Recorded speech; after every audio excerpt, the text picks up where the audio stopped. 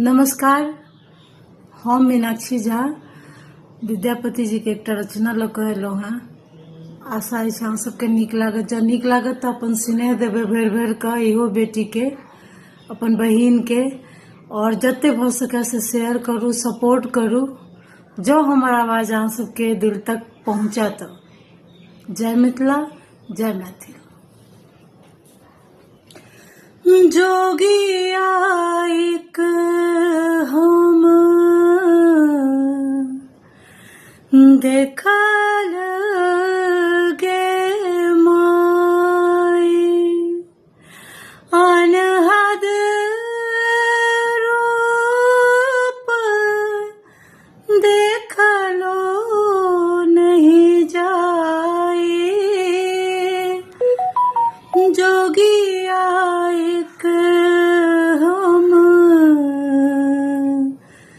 देखल गे माई, पंच बदन तीन नयन विशाला, बसन बिहान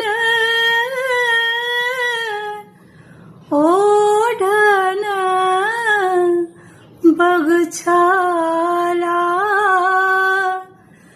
जोगिया एक हम देखल गे माई, सिर बाहे गंग तिलक सोहे चंदा, दे